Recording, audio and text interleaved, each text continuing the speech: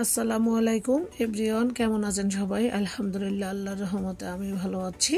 ঈদে রোস্ট, পোলাও, গরু মাংস, বিরিয়ানি খেতে খেতে যারা একদমই বোর হয়ে গিয়েছেন তাদের জন্য দুটি সাধারণ রেসিপি নিয়ে হাজির হয়েছি। একটি লাউ দিয়ে দুটি রেসিপি করে দেখাবো। আশা করি আমার আজকের রেসিপি আপনাদের ভালো লাগবে। যদি ভালো লাগে প্লিজ একটি লাইক দিবেন এবং এরকম নিত্য নতুন সহজ সহজ ভিডিও পেতে চ্যানেলটি সাবস্ক্রাইব করে পাশেই থাকবেন। এখানে আমি একটি ফ্রাই প্যানে পরিমাণ মতো তেল দিয়েছি। তেলটা একটু নেড়ে চেড়ে দিচ্ছি। তেলটা যখন গরম হয়ে এসেছে ওই পর্যায়ে আমি দিয়ে দিব আগে থেকে হলুদ মরিচ মাখিয়ে রাখা 10-12টি চিংড়ি মাছ। চিংড়ি মাছটাকে দিয়ে আমি উল্টে পাল্টে 3-4 মিনিটের মতো ভেজে নিব। এর চাইতে বেশি ভাজবো না, তাহলে চিংড়ি মাছটা শক্ত হয়ে যাবে। এতেও দিয়ে দিচ্ছি স্বাদ মতো লবণ। আমি আবারও লবণের সাথে 1 থেকে 2 মিনিট চিংড়ি মাছটাকে ভেজে নিচ্ছি। এখন আমি দিয়ে দিচ্ছি হাফ কাপ পেঁয়াজ কুচি। পেঁয়াজটাকেও আমি চিংড়ি মাছের সাথে একটু ভেজে নিব। পেঁয়াজটা যখন সফট হয়ে আসবে ওই পর্যায়ে আমি বাকি মশলাগুলো অ্যাড করব। এই তো দেখতেই পাচ্ছেন পেঁয়াজটা আমি হালকাভাবে ভেজে নিচ্ছি। এখন আমি দিয়ে দিচ্ছি 3-4টি কাঁচামরিচ ফালি করে রেখেছি সেটা। এখন আমি সমস্ত উপকরণগুলো 1 থেকে 2 মিনিট ভেজে নিব। এখানে আমি খুবই অল্প মশলায় লাউটাকে রান্না করব। দিয়ে দিচ্ছি 1 চা চামচ আদা রসুন বাটা। আদা রসুনটা আমার ডিপ ফ্রিজে সংরক্ষণ করা ছিল। এখন আমি দিয়ে দিচ্ছি হাফ চা চামচ হলুদ মরিচের গুঁড়া এবং 1 চা চামচ জিরার গুঁড়া। দিয়ে দিচ্ছি স্বাদ মতো লবণ। যেহেতু লবণ আমি একবার ব্যবহার করেছি তাই সেটা বুঝেই ব্যবহার করতে হবে। এখন সমস্ত মশলাগুলো আমি 3-4 মিনিট ভেজে নিচ্ছি। এখন আমি দিয়ে দিচ্ছি হাফ কাপ পানি। এখানে আমি গরম পানিটা ব্যবহার করেছি। এখন আমি সমস্ত উপকরণগুলো নেড়ে চেড়ে ঢাকনা দিয়ে ঢেকে 4-5 মিনিট কষিয়ে নিব। এই তো ফিরে আসছি 4 থেকে 5 মিনিট পরে। আমার সব কিছু খুব ভালোভাবে কষানো হয়ে গিয়েছে। এখন আমি একটি টমেটো বড় সাইজের কুচি করে দিয়ে দিচ্ছি। টমেটোকে নেড়ে চেড়ে ঢাকনা দিয়ে ঢেকে খুব ভালোভাবে সেদ্ধ করে নিব। এর মাঝে আমি ঢাকনা উঠিয়ে একবার নেড়ে চেড়ে দিয়েছিলাম। টমেটোটা আমার একবারে সেদ্ধ হয়ে গিয়েছে এবং সমস্ত মশলাগুলো আমি 5 থেকে 7 মিনিট কষিয়ে নিয়েছি। এখন আমি দিয়ে দিয়েছি একটি লাউ। লাউটা একদমই কচি ছিল।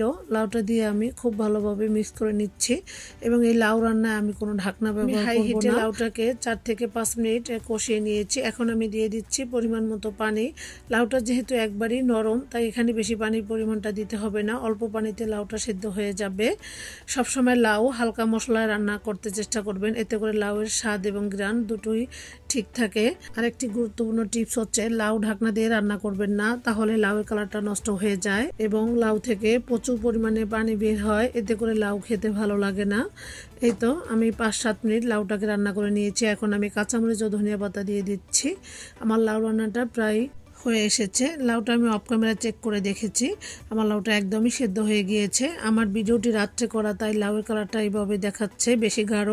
আমার লাউটা একদমই হালকা কালার দিয়ে রান্না করেছি আর আমি সবসময় লাউ হালকা কালার দিয়ে রান্না করার চেষ্টা করি। এই তো আমার লাউ রান্না হয়ে গিয়েছে আলহামদুলিল্লাহ। এখন আমি একটি ফ্রাই প্যানে 2 টেবিল চামচ তেল দিয়েছি। দিয়ে দিয়েছি 4-5টি কাঁচামরিচ, একটি পেঁয়াজ ও 2টি রসুন কুচি। দিয়ে দিব 4-5টি চিংড়ি মাছ হলুদ মরিচ মাখিয়ে রাখা। এখন আমি সমস্ত উপকরণগুলো খুব ভালোভাবে ভেজে নেব। এ পর্যায়ে আমি কিছু ধনিয়া পাতা কুচিও দিয়ে দিয়েছি। এখন সমস্ত উপকরণগুলো 1 থেকে 2 মিনিট ভেজে নিব। এই তো সবকিছু ভাজা হয়ে গিয়েছে। এখন আমি একটি পাত্রে তুলে নিয়ে একই ফ্রাই প্যানে দিয়ে দিচ্ছি লাউয়ের খোসাগুলো। দিয়ে দিচ্ছি হাফ কাপ পানি লাউয়ের খোসাটা খুব ভালোভাবে সেদ্ধ হওয়ার জন্য। এখন আমি ঢাকনা দিয়ে ঢেকে লাউয়ের খোসাগুলো খুব ভালোভাবে সেদ্ধ হওয়া পর্যন্ত অপেক্ষা করব। এই তো ফিরে আসছি আমি 5 থেকে 7 মিনিট পর। দেখুন লাউয়ের খোসা আমার একদমই পানি নেই, হালকা একটু পানি রয়েছে, সেটাও আমি জাল করে শুকিয়ে নিব এবং দিয়ে দিয়েছি স্বাদ মতো লবণ। এখন আমি আবারও ভালোভাবে নেড়ে চেড়ে লাউয়ের খোসাটাকে একবারে শুকিয়ে নিচ্ছি। দেখতেই পাচ্ছেন আমার লাউয়ের খোসাটা হয়ে গিয়েছে। এখন আমি হালকা ঠান্ডা করে একটা ব্লেন্ডারের ঝাগে নিয়ে নিচ্ছি। এখন আমি দিয়ে দিচ্ছি ওই যে আগে থেকে ভেজে রাখা চিংড়ি মাছ এবং পেঁয়াজ মরিচ। এখন সমস্ত উপকরণগুলো আমি খুব ভালোভাবে ব্লেন্ড করে নিচ্ছি। ব্লেন্ড করার সময় আমি বারবার নেড়ে চেড়ে দিয়ে ব্লেন্ড করেছি। এখানে কোনো রকমের পানি ব্যবহার করিনি, কারণ ভর্তায় কোনো রকম পানি ব্যবহার করলে খেতে কিন্তু ভালো লাগে না।